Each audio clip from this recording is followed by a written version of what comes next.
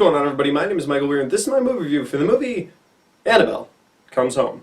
It comes out like a week or two before Spider-Man Far From Home, so there's been a lot of memes about Annabelle coming home and Spider-Man having to leave home because the last one was Homecoming.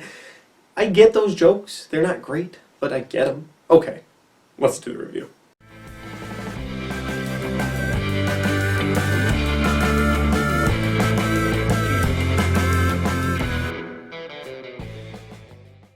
And so guys, the movie Annabelle Comes Home is directed by Gary Dauberman, and it stars Vera Farmiga as Lorraine Warren and Patrick Wilson reprising his role as Ed Warren, and their daughter, played by another actress who I forget her name now, and it stars two other teenage girls, and they're really the focus of this movie, so I should be giving their names, but they're not huge actors, so I'm gonna leave their names out. That's not really diligent of me.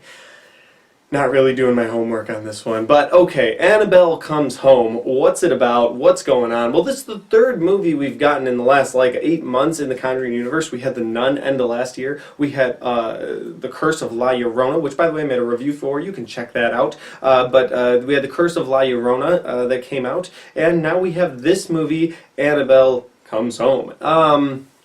Yeah, it's the third also in the line of Annabelle movies, and it probably ranks second for me because the first one was not very good. The second one was terrifying, and I loved it. And then there's this one.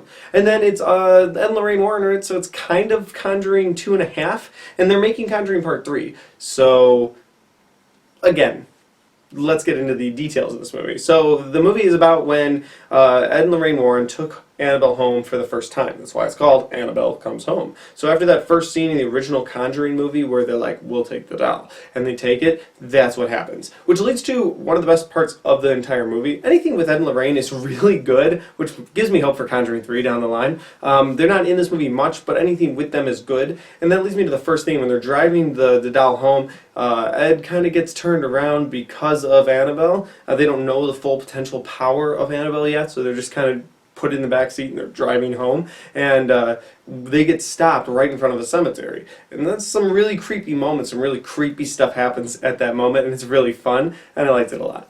Anyway, they get the doll home, they put it in its little Annabelle case, encased with glass from a church so it can't let its evil seep out into the rest of the room. They lock the door, everything's cool, they go on vacation, or maybe off to another, Conjuring problem, but they leave.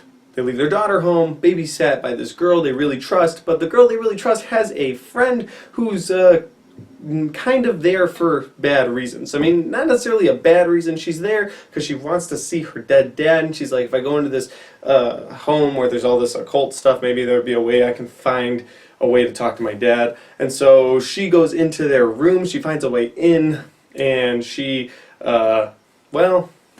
she touches everything. And apparently anything you touch then gives it the power to get out. And that leads me to things I liked and things I disliked about this movie. First thing I liked, this movie has some really scary moments. It does. It's got some really terrifying moments that I really liked. They kind of use that whole nun thing where it's walking around the room as a shadow and then boom, it's there. They kind of do that with this new thing like the bride's dress. It kind of walks around the room and then boom, it's there. So that's kind of scary. There's a ferryman in this movie. They kind of delve into some new characters that I think they're going to try to do future Conjuring spin-offs like they did with The Nun, like they did with La Llorona. So they're going to try to do future Conjuring spin-offs with these characters that they introduced in this movie. Also, the little toy monkey that you see in every scene, he's got a little bit of a part in this movie, and I like that a lot. There's also a samurai thing that I didn't like. Yeah, that was weird. I don't know what ghost that was, but I have no interest in seeing the movie. It's like when they were like, we're going to make a Crooked Man movie. And I was like, the only person who was like, I don't want to see a Crooked Man movie. And then they didn't make one, so I'm very happy they didn't. Just seemed really stupid. Okay, moving on. Things I disliked about this movie, guys. Alright, I said it was a pro, and now I gotta use it as kind of a con.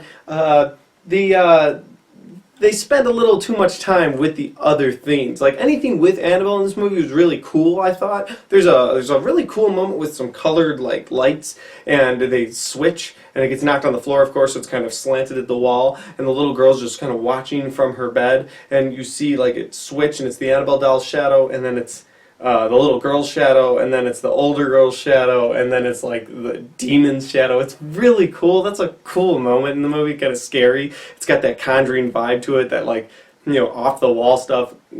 No pun intended, because it was a wall, but you get the idea. It was pretty cool. I liked that stuff that they had, but the things where this movie started to fail was when they tried setting up other ghosts and other spin-off movies. So like I said, there were some scary moments with those things, some cool moments with those things, but they spent a little too much with the ferryman. They were like, okay, you're going to get a ferryman movie down the road, like I guarantee that's what they're trying to do. And then they were like, you're going to get a Bride's Dress movie down the road. And those might be good movies, they might be fun spin-offs, but it was very, very obvious that they were like trying to use this movie to further their universe instead of focusing on Annabelle, which they should have done more of, and they just didn't. And so guys, with that being said, I gotta go ahead and give the movie this rating. That's right, I found a picture of the actual Annabelle doll, and I put it with a picture of Thanos saying, reality is often disappointing. And that's my movie review. Guys, if you enjoyed this movie review, hit the like button. If you want to share this movie review with your friends, make sure you do that by hitting the share button. If you've seen this movie and you want to comment your thoughts in this movie, this franchise, maybe where you'd like this franchise to go, maybe you agree with me that they're kind of shoehorning some characters in, maybe they didn't spend enough time with Annabelle, or maybe you completely disagree with me and you love this movie, well, let me know in the comment section down below.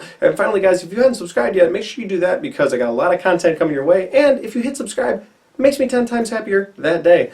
Alright guys, thanks for watching. I'll see you next time.